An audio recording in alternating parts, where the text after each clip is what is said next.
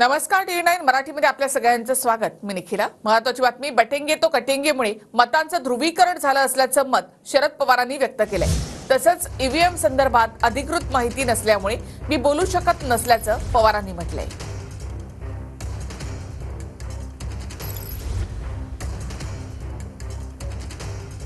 तर बटेंगे तो कटेंगेमुळे मतांचं ध्रुवीकरण झालं असं शरद पवार यांनी म्हटलं। तसंच लाडकी बहीण योजनेमुळे सुद्धा जो अपप्रचार करण्यात आला की नवं सरकार आलं तर ही योजना बंद होईल, हे लोकांच्या मनावर ठसवण्यात सत्ताधारी यशस्वी झाले असं भाष्य शरद पवार यांनी केलंय। उत्तर प्रदेशचे मुख्यमंत्री योगी आदित्यनाथ यांच्या बटेंगे तो कटेंगेच्या घोषणेमागे मतांचं ध्रुवीकरण व्हावं असा दृष्टिकोन होता। सहकाऱ्यांची मतं ऐकली, मात्र अधिकृत आकडेवारी आल्याशिवाय ईव्हीएमवर भाष्य करणार नाही। 4 महिन्यापूर्वी निवडणूक झाली, हरियाणा भाजपकडे तर जम्मू काश्मीरमध्ये वेगळी सत्ता आली। आता निवडणूक झाली, त्यात महाराष्ट्र भाजपकडे, झारखंडमध्ये वेगळी सत्ता आली। हा गमतीचा वेगळा ट्रेंड दिसतोय। राज्यात विरोधी पक्षनेत्या करण्या इतकं संख्याबळ आमच्याकडे नाहीये।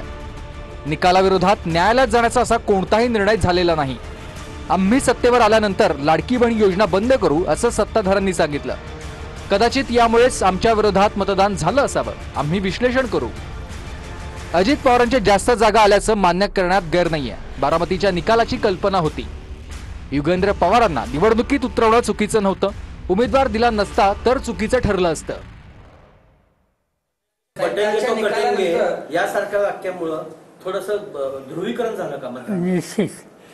निश्चित हे जे उत्तर प्रदेशचे मुख्यमंत्री त्यांनी जे भाष्य केलं त्याच्यामागे ध्रुवीकरण व्हावं असा दृष्टिकोन फायमाफेशी दिसतो। मी ऐकलं काही सरकारांचं मत, पण त्याची ऑथेंटिक माहिती जोपर्यंत माझ्याकडे नाही तोपर्यंत या सिस्टीमच्या समोर मी काही भाष्य करू इच्छित नाही।